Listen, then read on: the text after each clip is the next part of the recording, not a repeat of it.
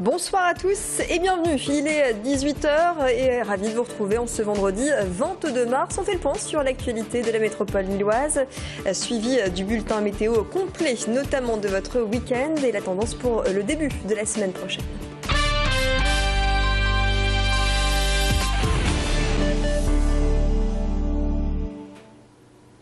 Hier soir, le ch'ti a été dévoilé lors d'une avant-première en préfecture de Lille. Enfin, il s'agit là d'une édition spéciale qui reprend la couverture du tout premier numéro.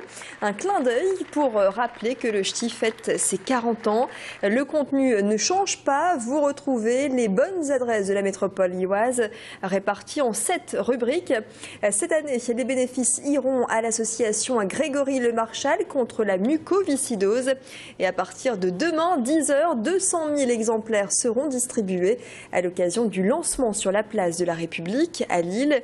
Et à partir de 18 h, un grand concert marquera le lancement de cette édition 2013 avec Zao, Youssoupha ou encore Brice Conrad. Un concert, mais pas que. Ça va être super. Alors il y aura un Energy Music Tour, un show de BMX, une parade géante qui va partir à 15 h en dessous de la bâche de rallye. Il va y avoir un lâcher de ballon géant. Il va y avoir plein de concerts gratuits, distribution gratuite de Pizza Hut, de Red Bull, de Leonidas, 1 tonne de Leonidas, attention. Donc voilà, ça va être super. Venez nombreux. On poursuit avec les revendications de la police municipale de Wattrelos. Les fonctionnaires réclament plus de gilets pare-balles et le droit de porter une arme. Davantage de moyens pour mieux intervenir. Les policiers municipaux ont observé une grève administrative. Les grévistes souhaitent une meilleure redéfinition de leur mission. Selon eux, leur quotidien les amène à prendre des risques sur le terrain. Du côté du maire de Wattrelos, la police de proximité ne doit pas se substituer à la police nationale. Explication. Nous sommes policiers, nous sommes agents de police judiciaire adjoints à l'article 21.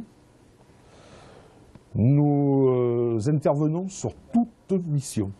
Je dis bien toute mission. C'est-à-dire ça part du timbrement au stationnement, en passant par la salubrité publique, mais aussi sur les agressions, sur les vols, sur les incendies, sur le code de la route. Donc nous avons des missions qui sont très vastes, un éventail de missions très très vaste.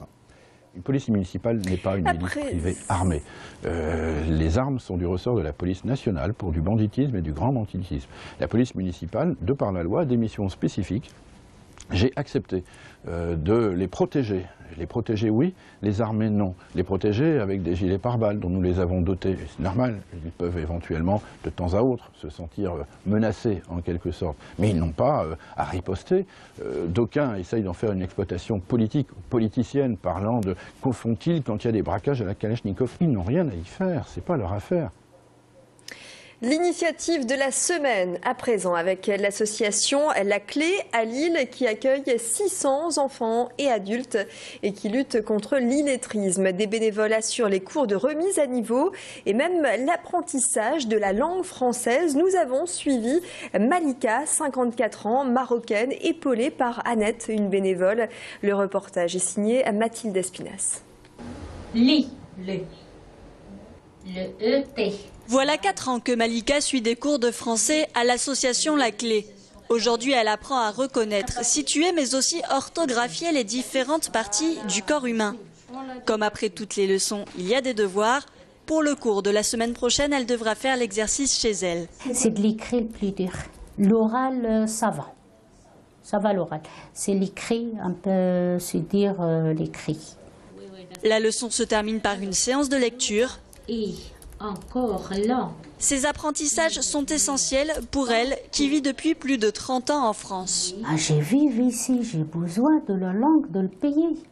Parce que j'utilise tous les jours. Je travaille, je vis, c'est la langue pour vivre. Une ambiance assez scolaire, mais les cours personnalisés permettent de véritables dialogues entre Annette et Malika. Je me sens utile. Bon, c'est vrai que ce n'est pas facile. Parce que bon, les adultes ont tous un passé, il faut s'adapter à leur passé, à leurs problèmes ici en France actuels, à leur possibilité d'apprendre, ce qui n'est pas ce qui est loin d'être facile. Comme Annette, ils sont 480 bénévoles à l'association. Un chiffre conséquent, mais pas suffisant. L'association recherche constamment de nouvelles personnes, tant le besoin est important. Il n'a pas encore de nom, mais il fait déjà partie de la grande famille du zoo de Lille. Ce tapir est né il y a un mois. Il pesait déjà près de 9 kilos à la naissance. Ses parents, Laetitia et Papyrus, veillent sur lui et les visiteurs peuvent le découvrir. Avec cette arrivée, le zoo de Lille confirme sa mission de reproduction. Le tapir est une espèce en voie de disparition, chassée pour sa peau. Pour l'instant, son pelage est rayé, mais son apparence sera amené à changer. Explication. Pour un zoo, ce sont toujours des événements importants puisque dans les missions des zoos, il existe aussi une mission de reproduction des animaux, notamment lorsqu'ils font partie de programmes d'élevage européens qui relèvent également, des menaces qui pèsent dans l'environnement. Sur ces espèces. Alors évidemment, une naissance, c'est toujours un nouvel individu en captivité, alors que ces espèces sont fortement menacées dans le milieu naturel. Le zoo de Lille qui a rouvert ses portes, y compris les week-ends et jours fériés. 18h06 tout de suite. Les prévisions météo, notamment de votre week-end. Bon début de soirée sur Grande Lille TV.